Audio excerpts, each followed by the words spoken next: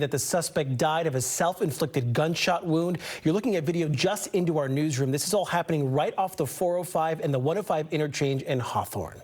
Right now, we want to get up to Julia Dang overhead in News Chopper 4 with more information. Oh, all right, we're going to flip stories here. We're getting brand new information from Ventura County Sheriff's deputies. They tell us that this all started in Camarillo just before noon when they found a man with gunshot wounds. Deputies tracked down the suspect's car, tried to pull him over, but he got onto the freeway, started driving more than 100 miles per hour. That's when the LAPD says that's when they picked up that pursuit. And now we can check in with News Chopper 4 over that off-ramp where it ended in Hawthorne. Julia Ding overhead with an update on traffic conditions in the area. Julia. Now, fortunately, traffic not heavily impacted, but you can see this closure still underway. This is going to be the on and off ramps to Imperial Highway off the 405 freeway in the city of Hawthorne. I'm widening out here because you can see that white canopy still over the vehicle. The suspect vehicle, of course, indicating a fatality.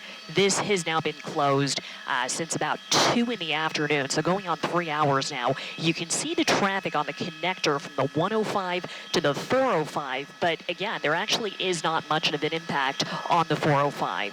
CHP does not have an estimated time of reopening just yet. We're live in News Chopper 4. Back to you. Julia, thank you. We want to move to more breaking news right now. A violent pileup crashed on one of California's main freeway corridors, Highway 99. The CHP tells us it was all caused by a familiar danger for anyone who's made that drive north through the Central Valley. Dense fog made for very low visibility. We're talking about 60 cars here and big rigs all involved. The freeway just reopened after being shut down for hours. The CHP says the crash happened just after 8 this morning in Delano, about 40 minutes north of Bakersfield. Our Tracy Leong is live in our newsroom monitoring the very latest. Tracy. Yeah, Jonathan and Kathy, we're talking about people familiar with this area. Well, earlier this week on Tuesday, the fog caused another 43-car pileup in Kern County on Highway 58, a dangerous weather hazard for drivers in Central California. Let's take a look at today's chain reaction caused by the Tule fog. You see vehicles smashed in and damaged from that pileup. CHP says this happened around 8:15 this morning, with multiple people reporting accidents on Route 99 northbound and southbound near Avenue 24 in Tulare County. It was originally estimated 150 cars were involved, but CHP updated that to 59 vehicles in both directions. People reported that visibility was very low due to the dense fog. Drivers were being told to avoid the area with this heavy fog spread across the area. It had the highway shut down for hours, and as you mentioned, it just reopened. Officers on scene reported anywhere from 100 to 200 feet of visibility with fog. When the officers arrived on scene, obviously they rolled up on multiple vehicle crashes involving tractor-trailer combinations, sedans, pickup trucks. In total, there were 10 people injured from this crash and taken to the hospital. One person had a moderate injury with a laceration to their forehead. The rest had minor injuries. Reporting live in the newsroom, back to you in the studio. Tracy, thank you. Right now in downtown LA, hundreds of anti-ICE protesters are gathering. It's just one of many demonstrations across the country. NBC4's Macy Jenkins is there. She joins us live now with more on their message tonight. Macy. Jonathan and Kathy, I'm here on Spring Street, and just about an hour ago, there were about 500 protesters on both sides of the street in front of City Hall and here at Gloria Molina Grand Park. Now, some of them were on the loudspeaker with very colorful language, passionate language for the Trump administration. Others stood in solidarity in silence, but all of them have the same message. They want ICE out of their communities. Would you be on the right side of history? Hell yeah! The steps of LA City Hall lined with protesters this afternoon, each with their own motivation for sweating it out under a scorching Saturday sun. I am really just tired of what's been going on. I think that we all need to have a voice and come together and really show Donald Trump and the ICE agents and all the fascists out there that we're not going anywhere. We're not going to take this anymore. When you see what's going on in Minneapolis and what ICE is doing across the country, how do you feel? I don't know how many times my wife and I have looked at clips of what's happening in Minneapolis and just break into tears. It's after the tears comes the anger. I'm furious. I'm pissed. Jerry Clark, heartbroken over the deaths of Renee Good and Alex Pretty in Minneapolis, shot and killed by federal agents. Becky Wilder says she feels democracy is in danger. I'm wearing a monarch butterfly because there's only one monarch in our U.S., and that's the butterfly. Nothing else. And she's determined to represent what she thinks it means to embody Christian values in America. Are you a Christian? Yes, I am. What do you think Jesus would think of what is happening? He'd be very sad. He'd be standing here now protesting. He went into these areas and he said, do the right thing. Now here's a live look at Spring Street just in front of City Hall. You can see a few protesters in the middle of the street. There were more people gathered in that crosswalk earlier, but at this point, several of the protesters have dispersed, many of them grabbing something to eat or just sitting on a blanket enjoying the nice weather now that the sun has gone down. We haven't seen the police presence that we were possibly expecting. We've seen at protests before. This one, though, remained peaceful. We'll bring you another live look coming up at 6 o'clock. For now, I'm Macy Jenkins, NBC4 News. Thank you, Macy. Today's anti-ICE protest in downtown L.A. comes just hours after another one wrapped up. And the LAPD is giving us some new information about the number of arrests now. The protest was calm to begin with, but eventually police say tensions escalated and they issued a dispersal order. A total of 8 people were arrested, 1 accused of attacking an officer, 6 for ignoring that dispersal order, and 1 for violating curfew.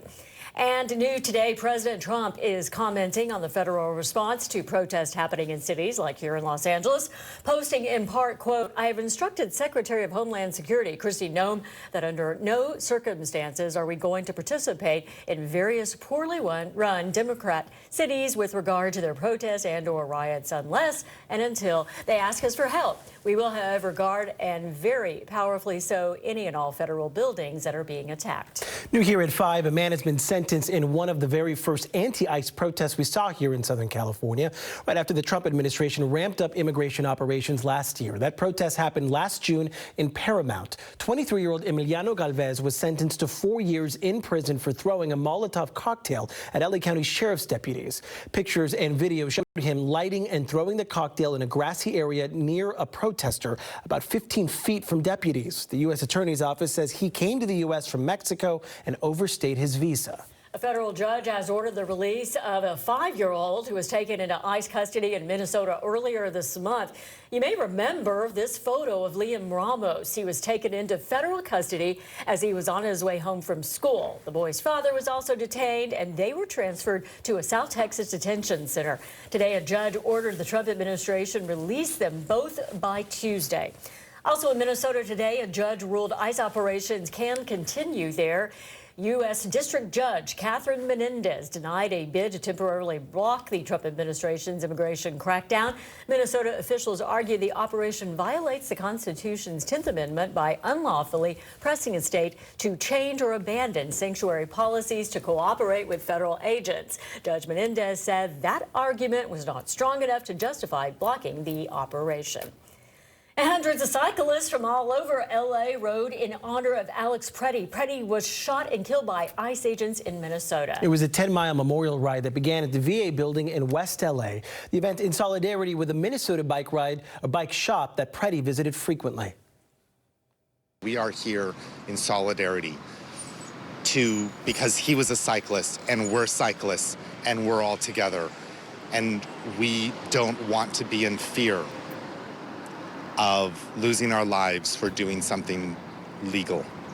Several more rides are planned to take place tomorrow in downtown LA. Turning now to the weather, live look right now from our Universal City camera. It is pointed toward a Century City. Feels like summer out there again. It's pretty nice on this final day of January. Meteorologist Kelly Moody here with your first alert forecast. Summer-like temperatures, that is right. Here's a look at what we saw for today's daytime highs. You probably felt them. Upper 80s for Anaheim, 86 degrees in Long Beach, 84 degrees for Riverside and Oxnard, and just a little bit cooler, 81 degrees in Van Nuys. These temperatures were certainly above normal, but they did not tie or break records. Back in 2003, it was a rather warm year, and we saw temperatures in the 90s. so we didn't quite get there. But 90s are not out of the question as we look ahead toward the middle of next week. It's possible, but I'm thinking more upper 80s for the most part. Right now, we've got neither of those things. We've got 70s, mid 80s starting to cool down for the evening hours. But as we look ahead, we are expecting that onshore flow to keep us cool for a little bit before Santa Ana winds pick back up and warm us up. We'll talk about that warming trend right through the middle of next week that could have us even warmer than we were over the last couple of days. That'll be coming up a little bit later on in the show. All right, Kelly, thank you. Happening right now, it's another weekend of lane closures on the 405 through the Sepulveda Pass. Repavement work is happening right now between Wilshire and Sunset Boulevards, reducing traffic to 3 lanes in both directions. That closure runs until Monday morning at 5 a.m. The LAPD is looking for the driver involved in a deadly hit and run that happened at Exposition Park right by BMO Stadium. That crash happened around 11 last night on Martin Luther King Jr. Boulevard in Hoover. Police say that a man was crossing the street outside of the crosswalk when he was hit by that driver, but that driver took off. The man was taken to the hospital where he later died. Now, for your health, and a heads up, if you haven't yet signed up for health care for this year, today is the last day that you can sign up for Covered California. The open enrollment period ends today. About 2 million Californians have already signed up for health insurance. However, Covered California says enrollment is down compared to last year. You can sign up at coveredca.com. Tomorrow, music's biggest night will return to Crypto.com Arena, and everything is in place for the 68th Annual Grammy Awards. Of course, you can expect extra traffic around downtown LA as road closures start going into effect tonight around 1 a.m. This year, the Grammys are adding 2 new categories: Best Traditional Country Album and Best Album Cover. Our Robert Kovacic will be out there reporting live from the red carpet and, of course, bringing us all the big moments of the night. You can catch it tomorrow night right here on NBC4. And coming up next, the countdown to Milan Cortina, now less than a week away here on NBC. But people there pushing back against one group set to arrive. And not just that, Super Bowl 60 also days away. The fans starting to show up now. A sneak peek at what they can expect.